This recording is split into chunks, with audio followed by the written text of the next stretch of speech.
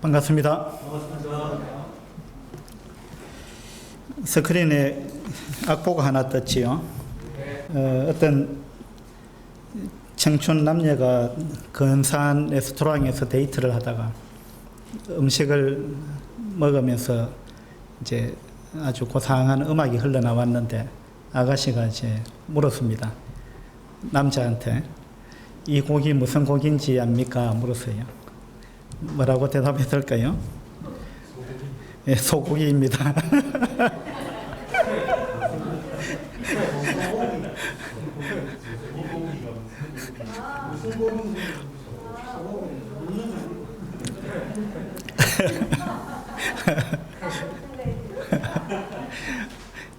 여자는 이제 노래를 생각했는데 남자는 먹는 고기를 생각했습니다. 그렇게 뭐 소고기입니다, 돼지고기입니다 이렇게 대답하시지 말고 이것은 무슨 고기입니까?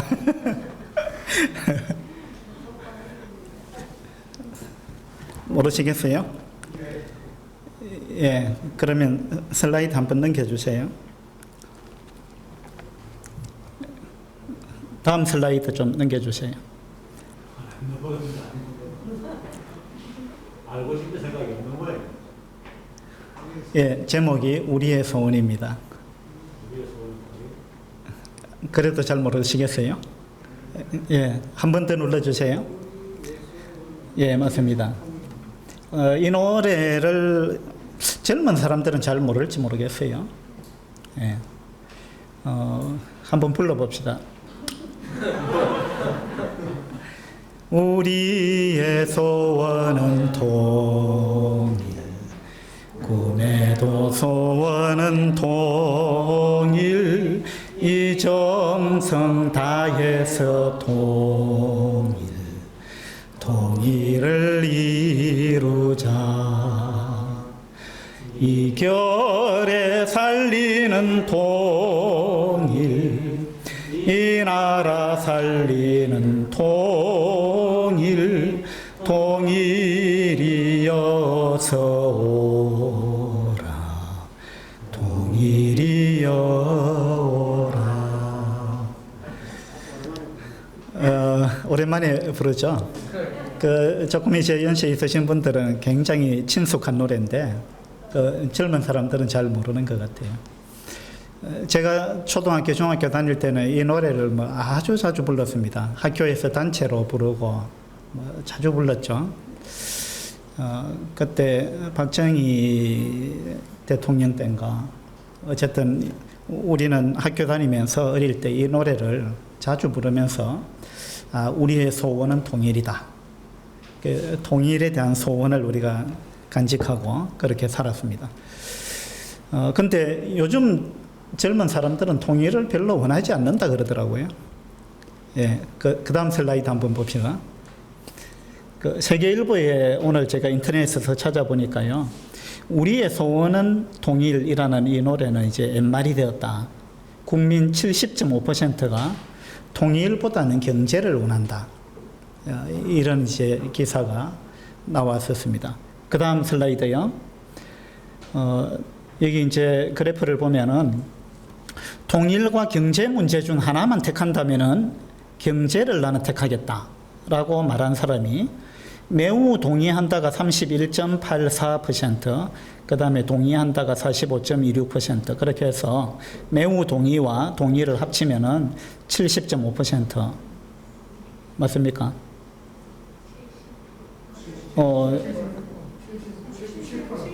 그렇네요. 77% 정도 되네요. 예, 제 제목하고 좀 안 맞는데. 어쨌든 간에 지금은 저것이 2019년도 통계죠. 요즘은 이제 젊은 사람들은 통일보다는 경제를 더 원한다. 다시 말해서, 우리는 통일을 별로 원하지 않는다. 우리가 이제 초등학교, 중학교 다닐 때 그때만 해도 우리는 거의 100% 가깝게 우리의 소원은 통일입니다 하고 이제 동의를 했죠. 근데 지금은 이제 그렇지 않다는 겁니다. 그러면 지금 젊은 사람들은 뭘 원하느냐 하면 통일이 되는 걸 별로 원하지 않는데, 왜 원하지 않느냐 하면 통일되면은 북한이 워낙 못 살기 때문에 그건 이제 우리가 북한 사람들을 도와야 되고, 그렇다 보면 우리의 전체 경제 수준이 떨어지는 것이 아니냐. 그러니까 지금보다 더 못 살게 되는 것이 아닌가. 이제 이런 생각이 많다는 거죠. 그래서 통일 비용 부담 이런 걸 하고 싶지 않다. 그래서 통일은 안 돼도 상관없다. 계속해서 더 잘 살게 되면 좋겠다. 그러니까 뭐 통일 이런 것보다는 돈이다, 돈. 그런 이야기죠. 여러분의 소원은 뭡니까? 여러분의 간절한 기대와 소원은 무엇입니까? 내 한평생의 소원은 나는 40평짜리 아파트 하나 사는 것이다. 어떤 사람은 뭐 그런 이야기 하더라고요. 여러분의 소원도 그렇습니까? 안 그러면은 얼마 전에는 10억 모으기 뭐 이런 운동 이런 그런 바람이 불었는데 노후 자금 10억이 있어야 된다. 10억 원. 그래서 어떻게 하면 10억 원을 모을 수 있을 것인가? 뭐 이런 이제 바람이 불기도 했는데 그것이 여러분의 소원입니까? 또 어떤 사람은 이제 나는 아주 멋있는 스포츠카를 하나 장만하는 것이 내 소원이다. 이렇게 이제 말하는 사람도 있고 또 어떤 사람은 나는 이제 예쁜 여자와 결혼하는 것이 나의 소원이다. 또 여자는 나는 아주 그냥 왕자, 멋있는 왕자, 그리고 돈 많은 남자 그런 사람과 결혼하는 것이 나의 소원이다. 뭐 이렇게도 뭐 이야기하는 사람이 있는데 여러분의 소원은 무엇입니까? 지난주에 우리가 이제 사도행전 16장에서 그 2차 전도 여행을 통해서 이제 빌립보 교회가 세워진 거, 이러한 부분을 우리가 봤습니다. 그런데 이제 그 사도행전을 이제 공부해 가면서 이 빌립보 교회가 어떻게 탄생했는가라는 걸 보면서 빌립보서를 함께 보면은 참 도움이 되죠. 그래서 이제 사도 바울이 나중에 빌립보서를 썼는데 빌립보 교회에 보낸 편지죠. 그 편지를 바울이 어디에서 썼을까요? 빌립보서를? 맞습니다. 감옥에서 썼습니다. 옥중서신이죠. 그래서 이제 바울은 로마 감옥에, 물론 이제 사도행전 16장에서도 감옥에 갇힙니다만은 그것은 빌립보 감옥이고, 빌립보서라는 편지를 쓸 때는 로마 감옥에 갇혀 있었습니다. 그 로마 감옥에 갇혀 있으면서 빌립보서라는 편지를 썼는데, 이 빌립보서를 읽어보면은 사도 바울이 나의 간절한 기대와 소원이 무엇인가라는 것을 이야기를 하고 있습니다. 감옥에서 편지를 쓰면서 바울이 간절히 원했던 기대 그리고 소원이 있었습니다. 무엇이었을까요? 그 감옥에 있는 사람이 간절한 기대라면은 감옥에서 풀려나는 것, 이런 것이라고 우리가 일반적으로 생각할 수 있습니다만은 바울은 그렇게 이야기를 하지 않았습니다. 한번 보도록 합시다. 빌립보서 1장 20절입니다.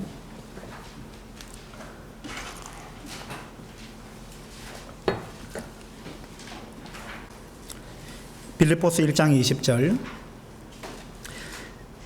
나의 간절한 기대와 소망을 따라. 자, 바울의 간절한 기대와 소원을 이야기를 하고 있습니다.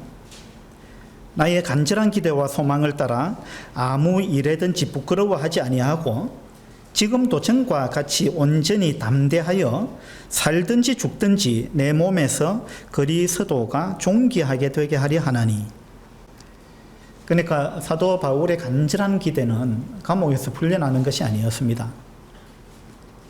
그것이 아니고 나는 살든지 죽든지 그것은 나는 별 관심이 없다. 나는 죽어도 되고 살아도 된다. 그런데 내가 살든지 죽든지 그것을 통해서 그리스도가 존귀하게 되는 것, 그것이 나의 간절한 기대다. 그것이 나의 간절한 소원이다. 예, 바울은 빌립보서에서 그렇게 이야기하고 있습니다. 이 바울의 간절한 기대와 소원은 일반 사람들이 생각하는 것과 많이 다릅니다. 예. 거기 빌립보서 12절부터 좀 보면은요, 1장 12절에 형제들아, 내가 당한 일이, 여기서 당한 일은 무엇일까요? 감옥에 갇힌 걸 이야기합니다. 형제들아, 내가 당한 일이 도리어, 감옥에 갇힌 것이 도리어 복음 전파의 진전이 된 줄을 너희가 알기를 원하노라. 이 바울이 내가 감옥에 갇힌 것 때문에 너희들이 걱정하는 것 같은데 걱정할 필요가 없다. 왜냐하면 내가 감옥에 갇힘으로 일이 더 잘 됐다. 무슨 일이 잘 됐느냐? 복음의 진전이 있었다 이 말입니다. 복음의 진전이 있었다. 그 바울의 관심은 항상 거기에 있었습니다. 내가 감옥에 갇히느냐 안 갇히느냐는 중요한 게 아니라는 겁니다. 또 내가 사느냐 죽느냐라는 건 중요하지 않다는 거예요.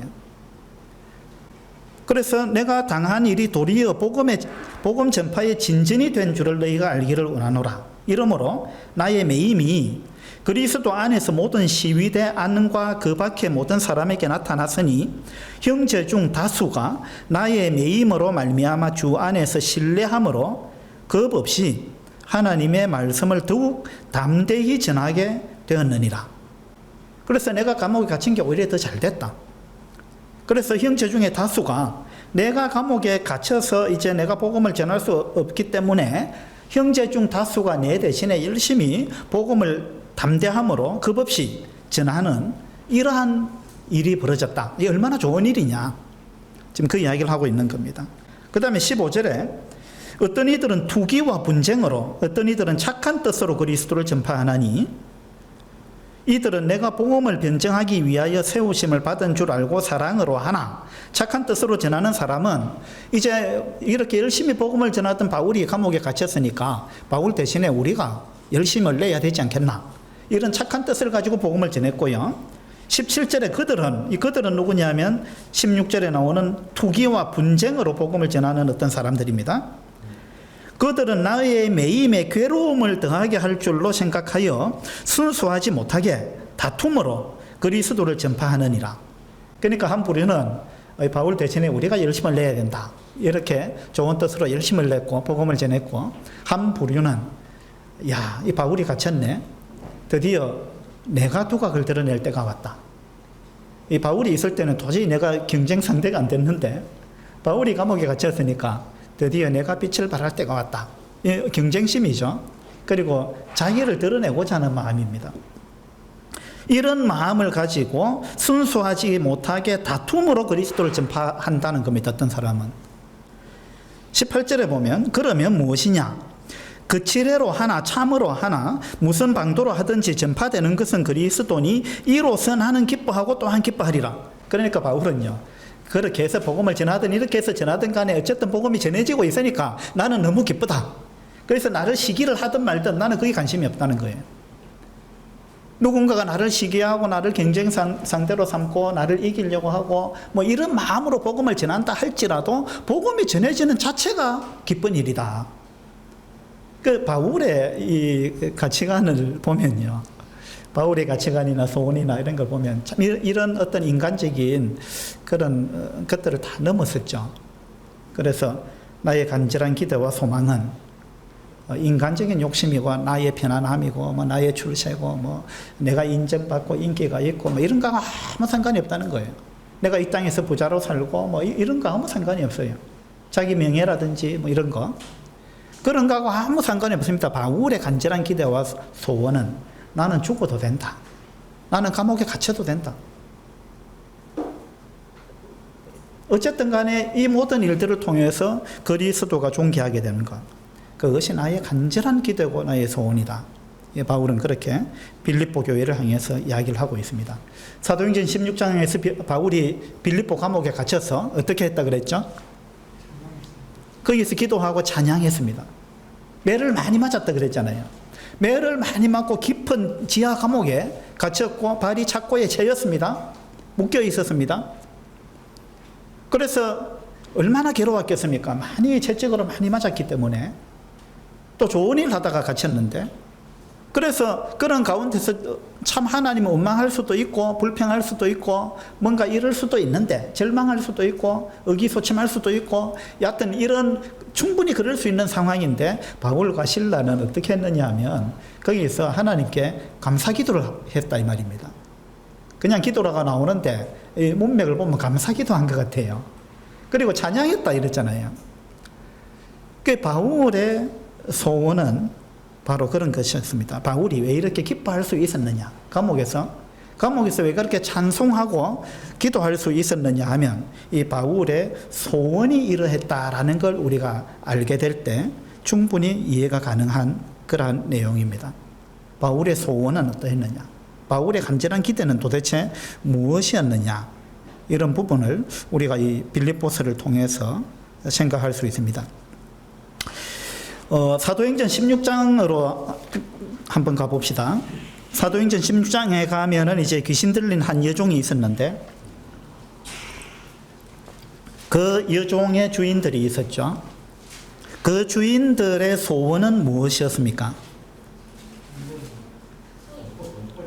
돈벌이. 그것이 이제 그들의 소원이었습니다. 그죠?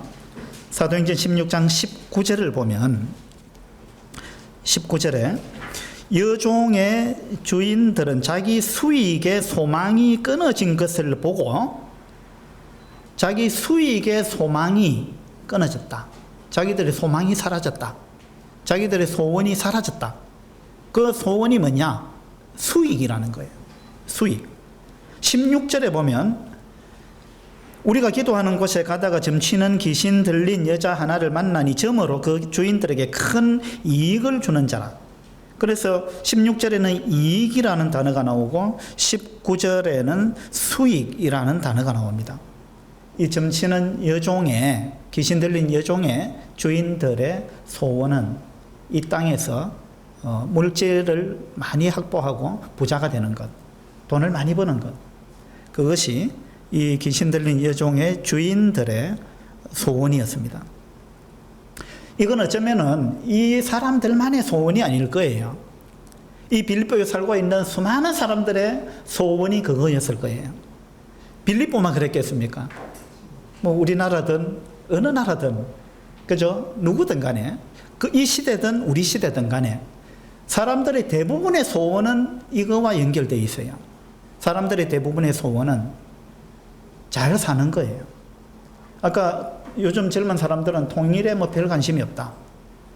옛날에 우리는 우리의 소원은 통일이었는데 지금 젊은 세대들은 그들의 소원은 통일이 아닙니다. 통일이 되든 안 되든 그건 관심이 없다는 거예요. 그러면 뭐가 소원이냐? 잘 사는 것. 잘 사는 것이 소원이라는 겁니다. 잘 산다는 것도 이제 생각을 잘하면은 가치 있게 살고, 그죠? 영원한 가치를 쫓아서 살고, 뭐 그게 잘 사는 건데, 근데 보통 사람들이 생각하는 잘 사는 거는 그런 게 아니에요. 보통 사람들이 생각하는 잘 사는 거는 뭐냐면, 부자로 사는 것. 그것이 이제 잘 사는 거예요. 그래서 이 빌립보에 귀신 들린 여종의 주인들의 소원이 이랬고 빌립보에 사는 대부분의 사람들의 소원이 그러했을 것이며 이 시대든 그 시대든 간에 대부분의 모든 사람의 소원은 결국은 잘 사는 것, 부자가 되는 것, 이런 것이 아마 사람들의 소원일 것입니다. 그래서 사도행전 16장에 이익, 수익 이런 단어들을 반복하고 있는데 사도 바울이 이제 빌립보 교회에 편지를 보내면서도 이 단어를 몇 군데 썼습니다. 한번 보도록 합시다. 빌립보서 1장입니다.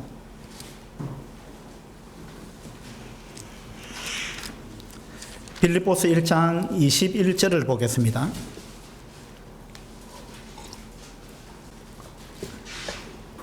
(21절에) 이는 내게 사는 것이 그리스도니 죽는 것도 유익함이라. 자, 그리스도인에게 있어서 이익이라는 개념을 한번 생각해 보자라는 이야기입니다. 무엇이 유익이냐? 무엇이 이득이고 무엇이 이익이냐? 무엇이 우리의 수익이냐?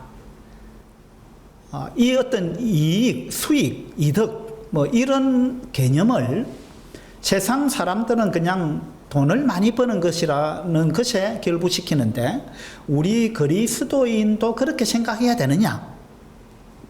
이런 부분에서 바울은 빌립보서를 통해서 우리한테 교훈을 주고자 하는 겁니다. 물론 제 다른 목적도 있지만 이는 내게 사는 것이 그리스도니 죽는 것도 유익하다. 나는 내가 사느냐 죽느냐, 보통 사람은 사는 것이 유익한 거죠. 그런데 바울은 꼭 사는 것이 유익하지 않을 수도 있다. 내가 죽는 것이 더 유익할 수도 있다. 라는 관점을 지금 갖고 있습니다. 그죠? 관점이 다른 거죠. 그 다음에 24절을 보면요. 내가 육신으로 있는 것이 너희를 위하여 더 유익하리라. 자, 이건 이제 조금 또 반대 이야기인데 21절에서는 내가 죽는 것도 유익하다 이랬습니다. 24절에 가니까 내가 사는 것도 유익하다. 죽는 것은 내가 죽음으로 해서 그리스도가 존귀하게 될 수 있다면, 또 나의 죽음을 통해서 다른 성도들이 더 분발할 수 있다면, 또 나의 죽음을 통해서 믿지 않는 사람들이 믿음을 가질 수 있다면, 그러면은 내가 죽는 것도 유익하다. 그 다음에 24절에 내가 사는 것도 유익하다. 그죠? 어떤 측면에서? 너희를 위하여.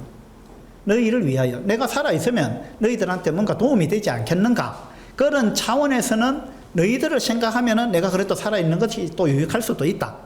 이 말이죠. 그러니까 이제 유익이라는, 이익이라는 이 개념이 바울은 자기의 어떤 편안함이나 자기의 행복이나 자기의 뭐 출세나 뭐 자기의 뭐 그런 가고는 전혀 상관이 없는 거예요.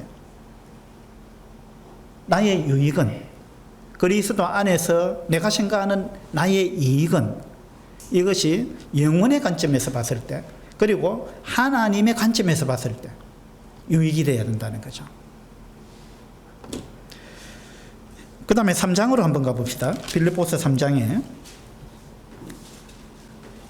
3장 7절입니다.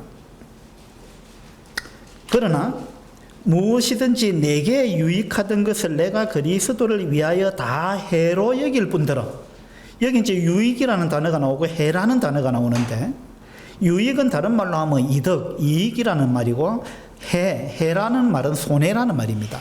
손해. 그러니까 이게 이제 대차대조표를 작성하면 이제 차변 대변 해가지고 한쪽은 이익, 한쪽은 손해, 그러니까 한쪽은 수익, 한쪽은 지출, 이런 거 있잖아요. 뭐 이 북이라 그래요. 예.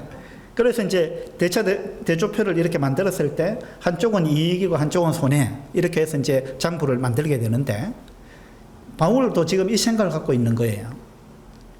내가 이제 하나님 앞에서 이 내 인생을 통틀어서 대차대조표를 작성하게 될 텐데, 어떤 것이 나한테 이익이고 어떤 것이 나한테 손해냐, 이걸 우리가 하나님의 관점에서 따져보자는 겁니다. 그래서 무엇이든지 내게 유익하던 것을, 이건 인간적인 관점에서 봤을 때, 세상 사람들의 관점에서, 이 세상의 관점에서 봤을 때 내게 유익하던 것을 내가 주님의 관점에서 다시 보니까 그것이 유익한 게 아니더라, 이거죠. 그래서 나는 그것을 이쪽 수익 란에 내가 적지 않고 지출 란에다 적겠다. 이 항목이 바뀌어버린 거예요. 보통 사람은 이쪽에다 적는데, 그죠? 이익 란에다 적는 것을 바울은 이건 이익이 아니다, 이건 오히려 손해다 해가지고 이쪽에 안 적고 이쪽 란에다가 적었다, 이 말입니다. 세상 사람들은 완전히 다른 거죠. 그 다음에 4장을 또 한번 봅시다. 4장 17절입니다. 내가 선물을 구함이 아니요 오직 너희에게 유익하도록 풍성한 열매를 구함이라. 여기도 이제 유익이라는 단어가 나옵니다. 내가 선물을 구함이 아니요. 바울이 지금 그 로마 감옥에 갇혀 있는데, 빌립보 교회에서 어떤 사람이, 에바브로디도죠, 이 로마 감옥에 바울한테 면회를 왔습니다. 근데 면회를 온 목적이 뭐 바울을 뭐 위로하는 이런 차원도 있었겠죠. 근데 또 하나의 목적이 있었는데, 빌립보 교회가 바울에게 헌금을 한 거예요. 바울에게 이제 뭐 그 말로도 위로가 되지만 또 물질로도 위로를 하고, 바울이 이제 궁핍한 상황 가운데 있으니까 빌립보 교회가 이제 헌금을 보낸 것입니다. 그래서 이제 이 헌금을 가지고 왔는데, 바울이 이것을 받고 선물이라고 표현했습니다. 17절에. 그래서 너희가 나한테 선물을 보냈는데 참 잘했다. 예. 나는 뭐 없어도 상관이 없지만 그러나 참 잘했다. 바울은 나는 풍부에 처하나 궁핍에 처하나 내가 어느 곳에든지 일체의 비결을 내가 배웠다. 나는 가난하게 살 수도 있고 또 풍부하게 살 수도 있고 어떻게 살아도 어떤 환경이 어떠해도 나는 거기에서 자족하는 비결을 배웠다. 그렇게 이야기하면서 그래도 너희들은 참 이 선물을 보내준 것은 참 잘한 거다. 그 이야기를 하고 있는 겁니다.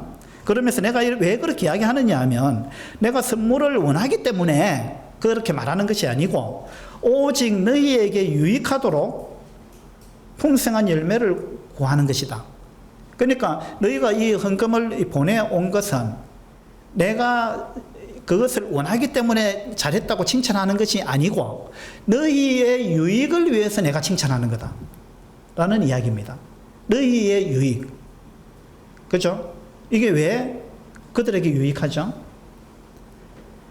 이걸 세번역 성경에서는 어떻게 번역했느냐 하면요, 나는 여러분의 장부에 유익한 열매가 늘어나기를 바랍니다. 이렇게 번역했습니다.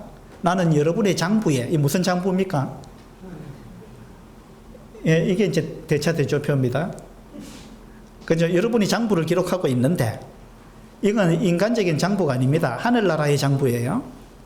그래서 하늘나라에서 하나님이 여러분의 삶에 대해서 장부를 기록하고 있는데, 여러분이 수익을 얼마나 올렸느냐, 또 손해는 얼마나 봤느냐, 이제 하나님의 관점에서 기록하는 겁니다. 인간적인 관점에서 보면 이건 손해죠. 지출한 거니까. 수익이 이득인데 지출한 거니까 없어진 거 아니에요. 그런데 하나님의 관점에서 보면 이것은 이득이라는 거예요. 영원한 관점에서 보면. 그래서 나는 여러분의 장부에 유익한 열매가 늘어나기를 바랍니다. 여러분이 나한테 선물을 보냈는데 이것은 하늘나라 장부에 여러분들이 훨씬 그 이득을 얻는 쪽으로 지금 기록이 되고 있다. 예. 그래서 여러분이 참 잘한 거다. 그래서 내가 뭘 요구하기, 내가 원하기 때문에 내가 칭찬하는 것이 아니고 여러분한테 이득이 생기기 때문에 그래서 내가 당신들이 참 잘했다고 칭찬하는 거다. 그런 이야기를 하고 있는 것입니다. 그래서 우리 그리스도인에게 있어서 이익이라는 개념, 이 개념은 세상 사람들이 생각하는 이익이라는 개념하고 완전히 다르다는 것입니다. 정반대죠. 예. 그래서 우리는 이런 부분에 대해서 어떤 가치관을 갖고 있는가, 이런 부분을 한번 생각해 보면 좋겠습니다. 어떤 엄마가 아이한테 얘야, 사과가 3개가 있는데 1개를 먹었다 그러면 몇 개가 남았냐 하고 물어봤습니다. 아이가 1개요 이랬습니다. 아니, 사과가 3개가 있는데 그 중에 1개를 먹었으면 몇 개가 남았냐? 또 1개래요, 1개. 그래서 왜 1개가 남았냐? 엄마가 늘 그랬잖아요. 먹는 게 남는 거라고.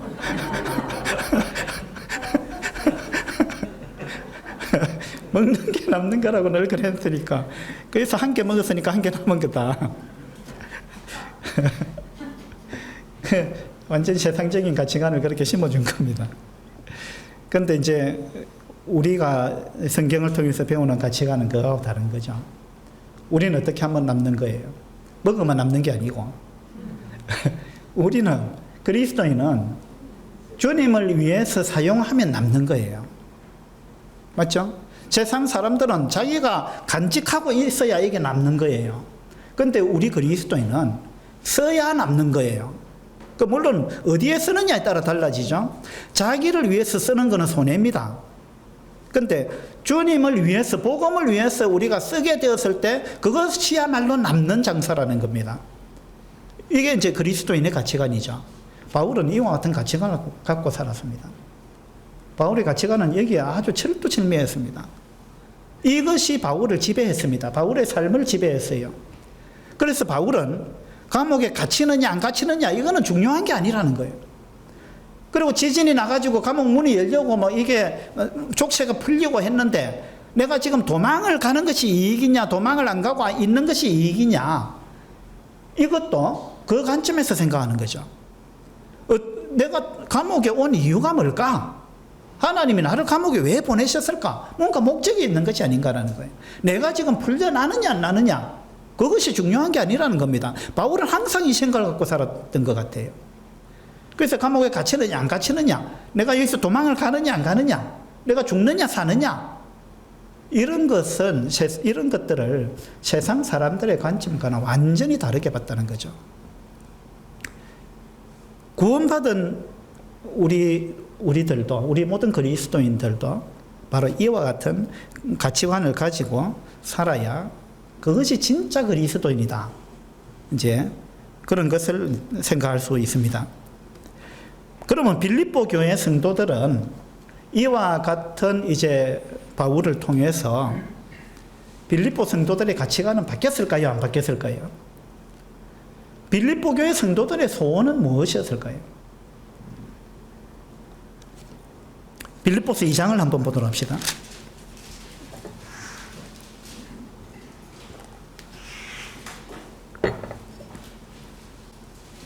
빌립보서 2장 13절입니다.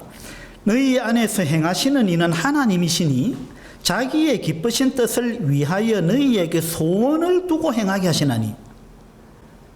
아까 바울의 간절한 기대와 소원은 내가 죽든지 살든지 그리스도가 존귀하게 되는 거다, 그것이 나의 소원이다, 이랬습니다. 그 다음에 여기 빌립보 교회의 소원, 하나님께서 너희에게 소원을 두고 행하게 하신다. 너희들도 소원이 있지 않느냐, 그걸 지금 이야기하고 있습니다.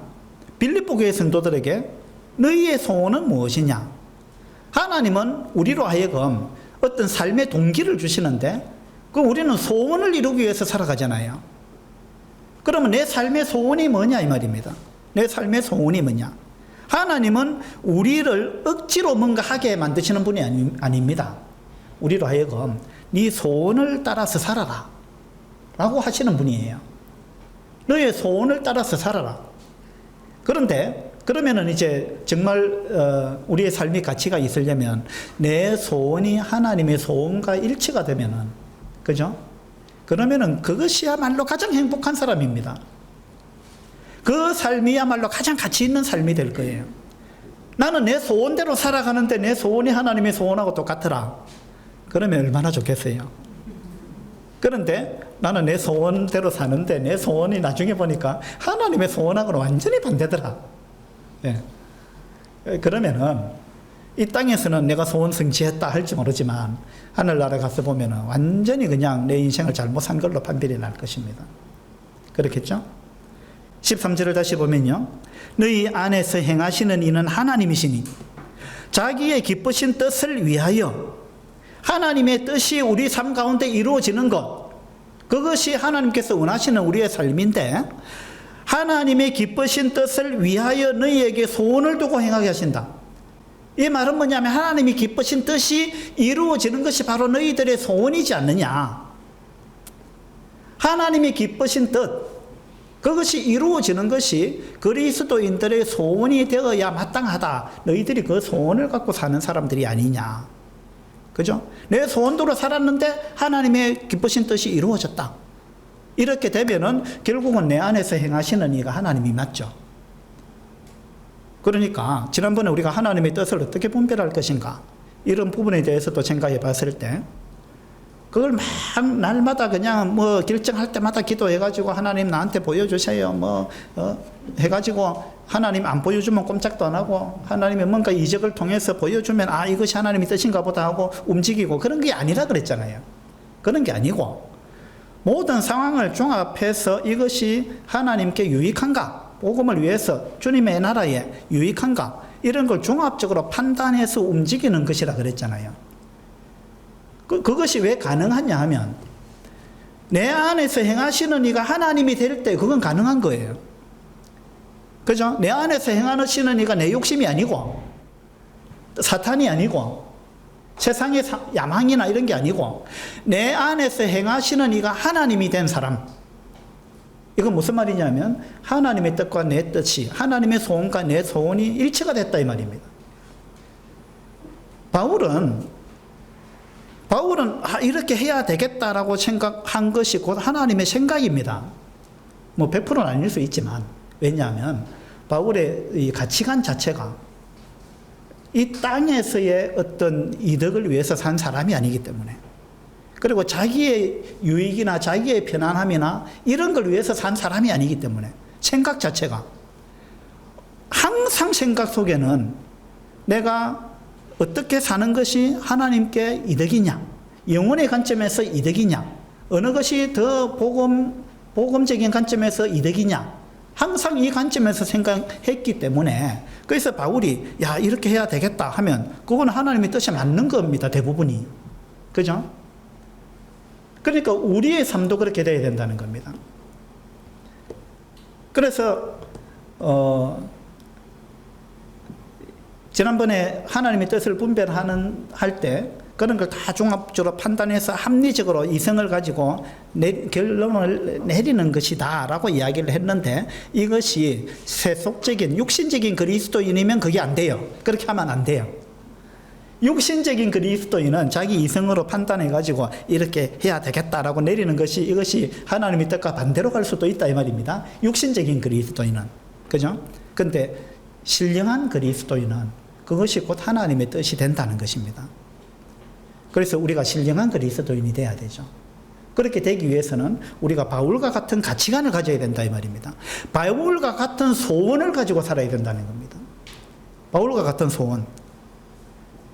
너희 안에서 행하시는 이는 하나님이시니 자기의 기쁘신 뜻을 위하여 너희에게 소원을 두고 행하게 하신다. 그래서 우리의 소원, 내가 정말 나는 이렇게 살고 싶다라는 간절한 소원, 그 소원을 갖고 살아가는 것이 결국은 주님의 뜻을 이루는 것이 되는 것. 이것이 멋있는 그리스도인의 삶이라는 겁니다. 그러면 빌립보 교회 성도들은 정말 그래 했느냐? 한번 보도록 합시다. 빌립보서 1장 5절입니다.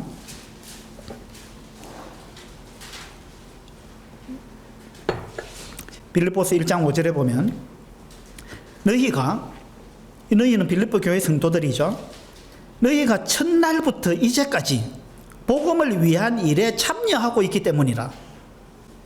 바울이 빌립보 교회 성도들을 지금 칭찬하고 있습니다. 내가 너희들을 칭찬하는 이유가 너희가 첫날부터 이제까지 너희가 구원받는 그때부터 빌립보 교회가 참 어렵게 시작했잖아요. 그런데 너희는 빌립보 지역에 살고 있는 그 귀신 들린 여종의 주인들이나 빌립보 지역에 살고 있는 대부분의 사람들이 이 땅에서의 이득에 몰입되어 있을 때 너희들이 구원받고 나서 너희들의 가치관이 바뀌었다. 그래서 너희들은 첫날부터 이제까지 복음을 위한 일에 참여하고 있다. 너희들의 가치관이 바뀌었다는 걸 내가 안다. 바울이 그 이야기를 하고 있는 거예요. 여기에 참여하고 있다. 여기 참여라는 단어가 헬라 원어로 코이노니아입니다. 코이노니아. 우리 교회 홈페이지에도 코이노니아라는 그 항목이 있죠. 그 누가 이게 무슨 뜻이냐 묻던데 그게 여기 번역에서는 참여라고 번역했습니다. 또 다른 성경에서는 교제, 사귐 이런 의미로 번역을 했습니다. 그래서 우리가 교제한다라는 말은 참여한다라는 의미가 있어요. 그 다음에 또 교제한다, 사귄다라는 말은 여기서 참여라는 말은 어떤 의미인지 아십니까? 너희가 첫날부터 이제까지 복음을 위한 일에 참여하고 있다. 어떻게 참여했다는 말입니까? 복음을 위해서 물질을 투자했다 그 이야기입니다. 복음을 위해서. 그것을 여기서 참여라고 표현한 거예요. 그러니까 세상 사람들하고 가치관이 완전히 달라져 가지고 너희들이 이 땅에서 이득을 위해서 산 게 아니고 그것을 복음을 위해서 너희들은 물질을 사용했다 라는 걸 지금 칭찬하고 있는 거예요. 그 다음에 빌립보서 4장을 봅시다.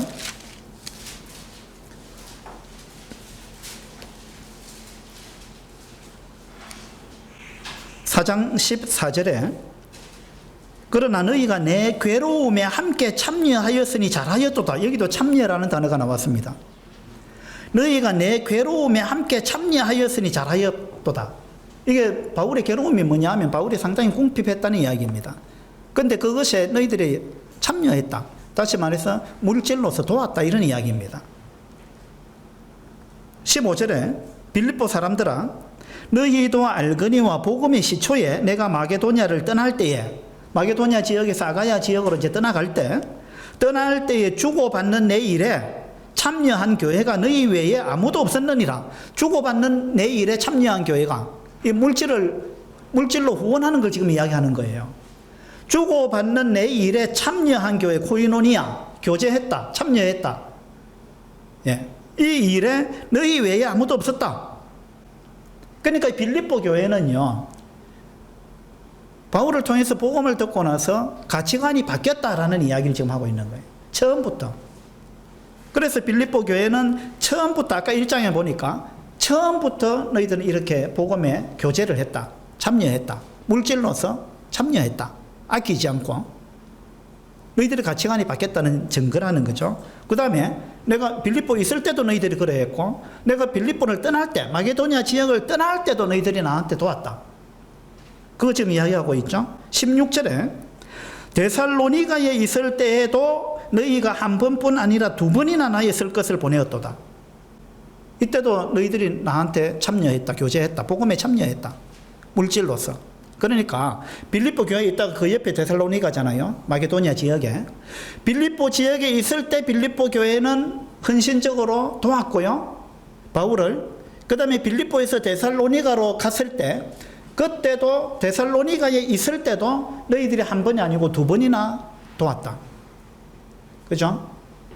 그 다음에 그것이 끝이 아니죠.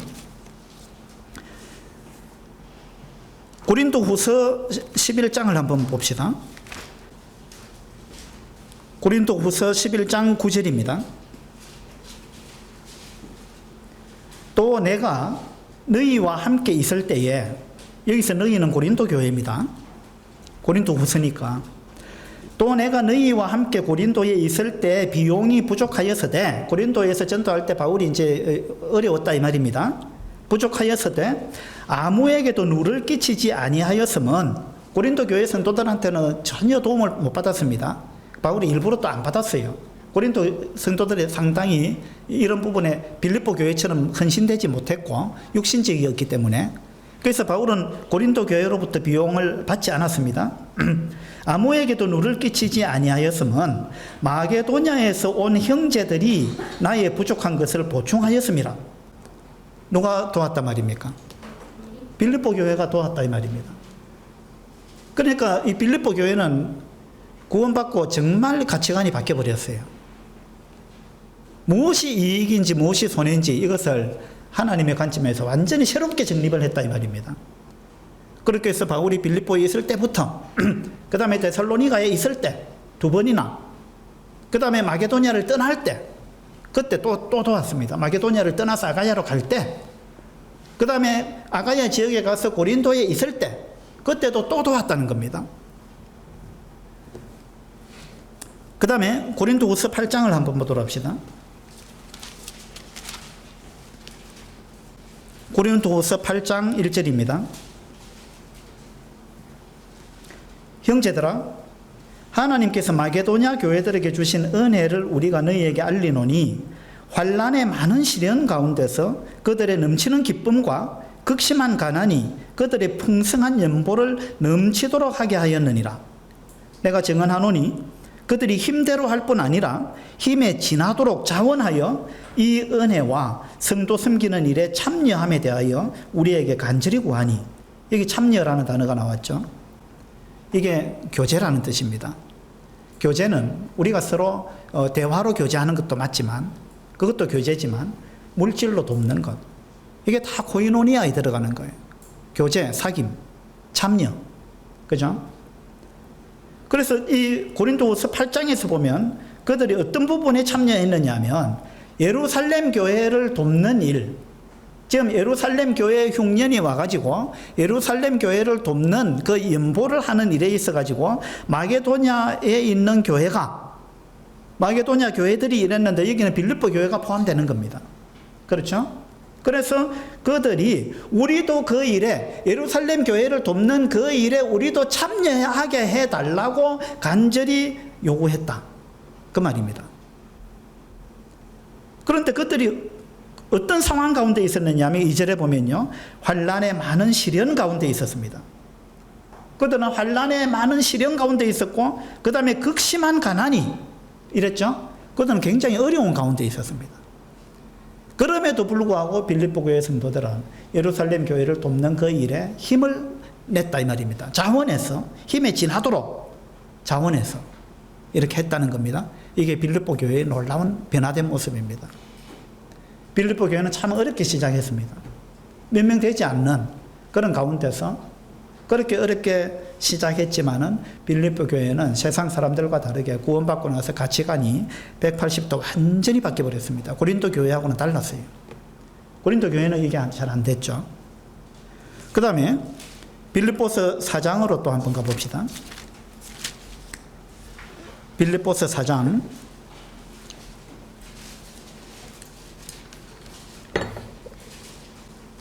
18절입니다. 4장 18절에 내게는 모든 것이 있고 또 풍부한지라. 에바브로디도 편에, 에바브로디도는 이제 빌립보 교회 성도입니다. 에바브로디도 편에 너희가 준 것을 내가 받음으로 내가 풍족하니 이는 받으실 만한 향기로운 제물이요 하나님을 기쁘시게 한 것이라. 빌립보 교회는 이제 바울이 로마 감옥에 갇혀 있는 이 순간에까지 에바브로디도를 보내가지고 물질로 도왔다는 겁니다. 그러니까 빌립보 교회가 이 헌신한 걸 보면은요 정말 놀라운 교회입니다. 빌립보 교회는요 자기들도 어려우면서 자기들도 극심한 가난과 또 시련과 뭐 이런 가운데 있었는데, 그런데 빌립보 교회는 어쨌든 구원받고 나서 그들의 가치관이 완전히 바뀌었다 라는 것을 우리가 빌립보서를 통해서 알 수가 있습니다. 그래서 우리도 이 빌립보 교회 성도들과 같은 그런 어떤 가치관의 변화, 물론 우리 가운데 많은 분들이 이런 가치관의 변화를 경험하셨을 것입니다.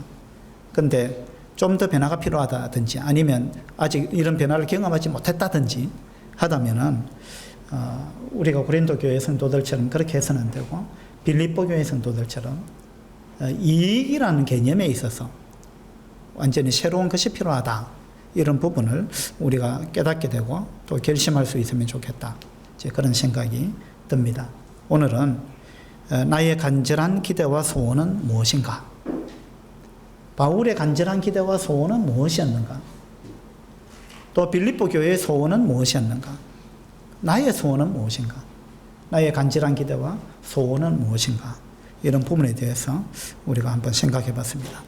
기도하도록 합시다. 아버지 하나님, 우리가 세상적인 가치관을 갖고 살아오던 사람들이었는데 아버지 하나님께서 우리의 눈을 뜨게 하시고 또 우리에게 새로운 생명을 주시고 우리 속에 성령님을 주셔서 우리를 변화시켜 주셨습니다. 우리가 구원받았다는 것은 우리의 가치관이 바뀌었다는 것을 의미합니다. 또 우리의 주인이 바뀌었다는 것을 의미합니다. 그뿐만 아니라 우리의 나라가 바뀐 것입니다. 우리는 이 사탄의 나라, 세상의 나라에서 살고 있던 그러한 백성이었지만 이제 하나님의 나라에 하나님의 백성이 되었습니다. 그렇다면 우리가 하나님의 가치관을 가지고 하나님의 소원을 가지고 그것을 우리의 소원으로 삼고 살아야 마땅함을 깨닫습니다. 우리 가운데 이와 같은 분명한 변화가 일어나고 또 자리 잡고 그 소원이 우리의 삶을 이끌고 갈 수 있도록 해 주시기를 바랍니다. 감사드리며 우리 주 예수 그리스도 이름으로 기도드립니다. 아멘. 수고하셨습니다.